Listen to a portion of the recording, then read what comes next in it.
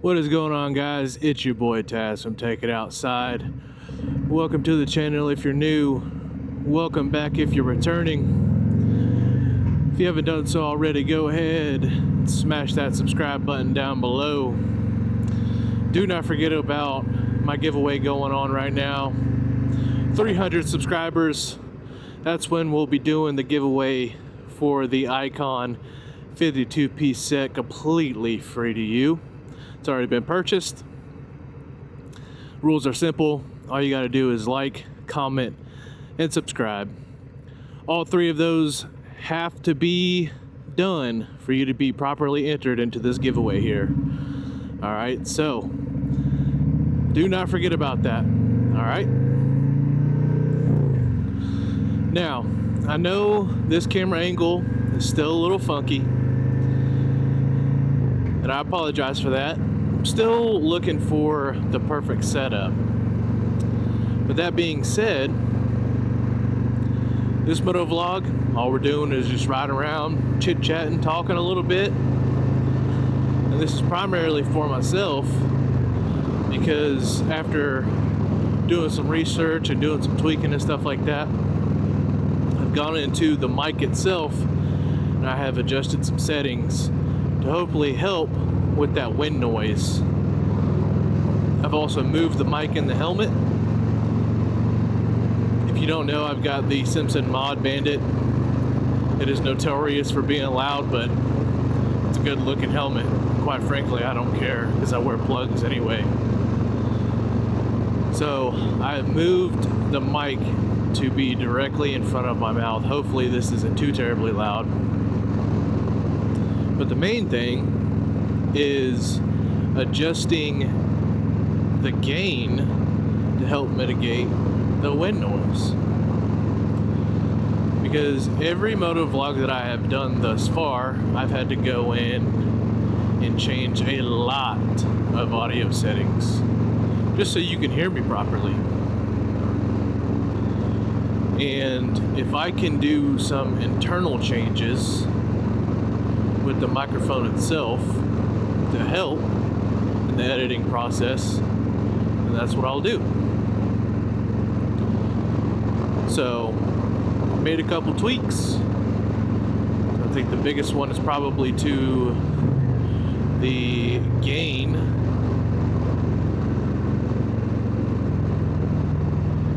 That should help.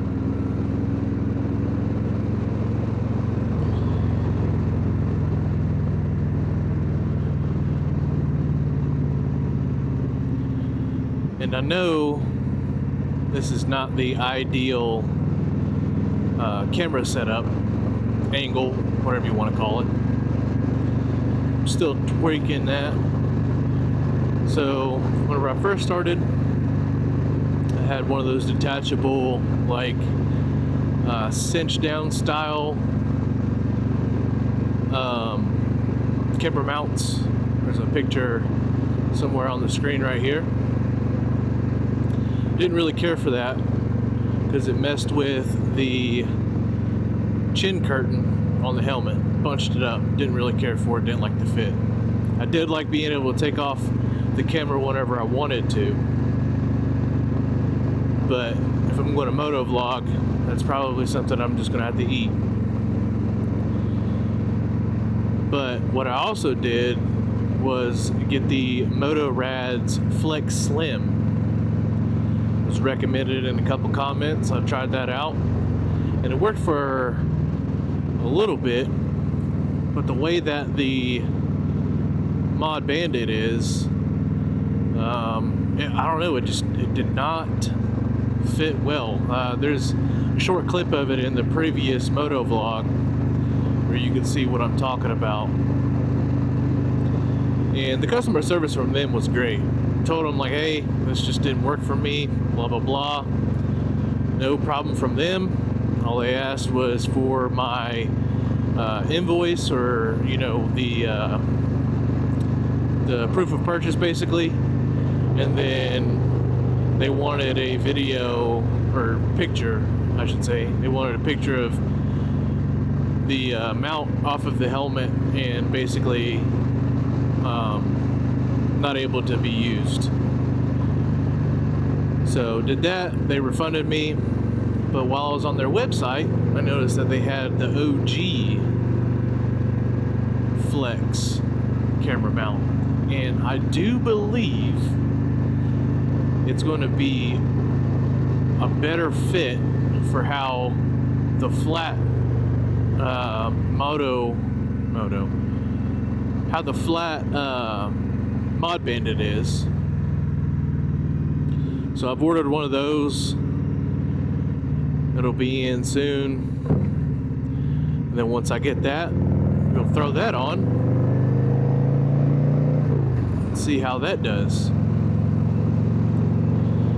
But for right now, you're on the chest rig, or neck rig, I should say.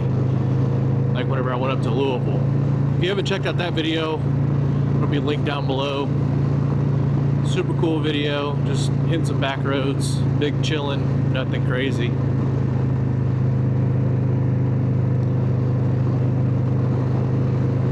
I do have some pretty cool upgrades coming up. That will be for the next Motovlog.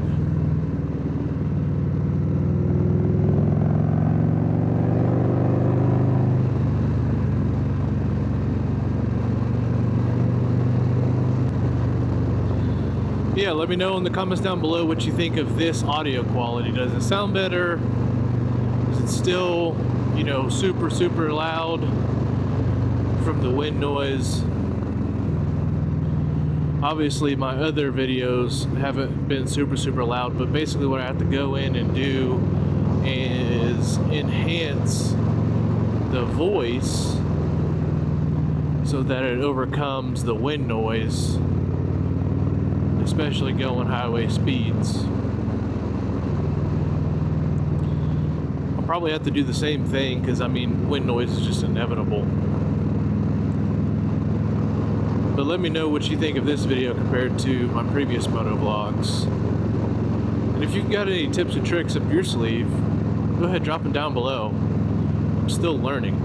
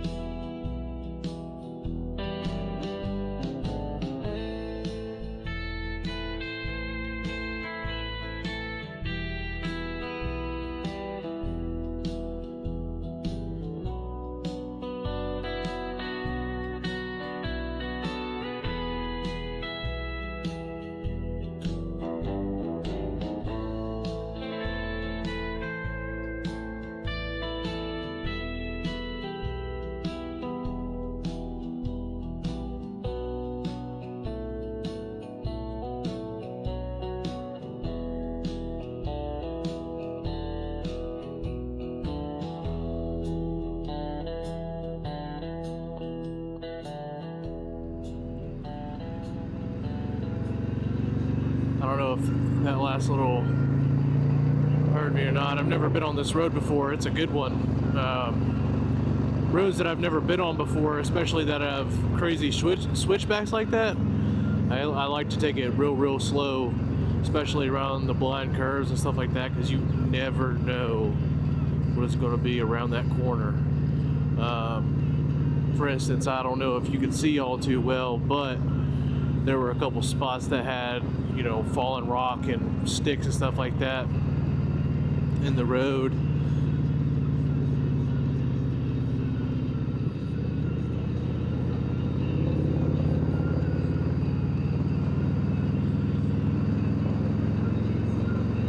This road rips, dude.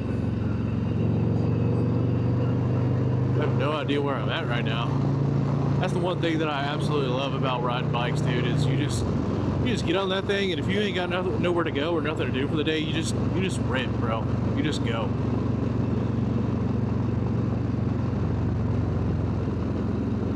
See, now look at this, just a random dude in the middle of the road.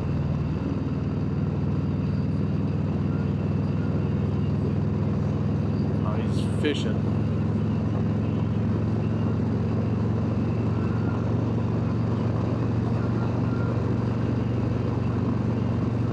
That's a prime example of, you know, being on a road that you've never been on before to just chill.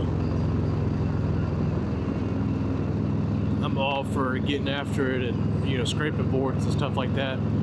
Both of my brand new ITD boards are scraped up from ripping. So don't get me wrong, but roads that I've never been on before, take your time, dude. Absolutely take your time, because you will get messed up out here if you are not ready for it. Now, if it's something open like this where I can see, sure, we can get on it a little bit.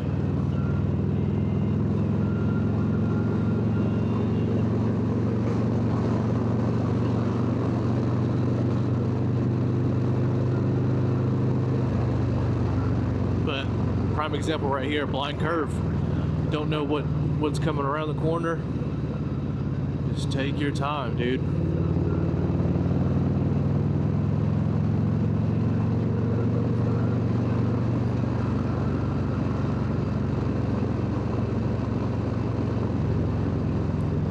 It is literally the epitome of ride your ride.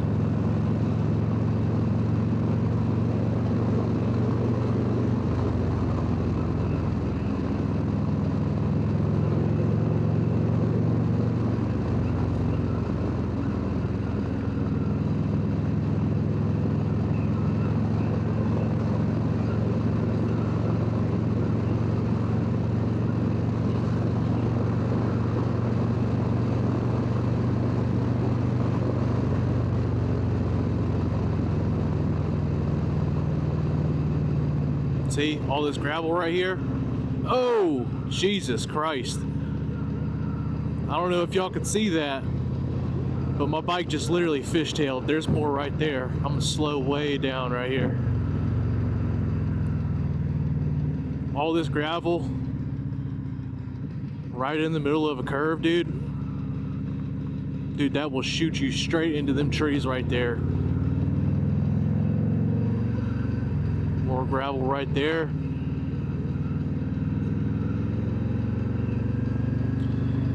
That is a huge drawback of running these back roads. I absolutely love it, especially here in Tennessee. But a lot of these residential homes either have dirt or gravel.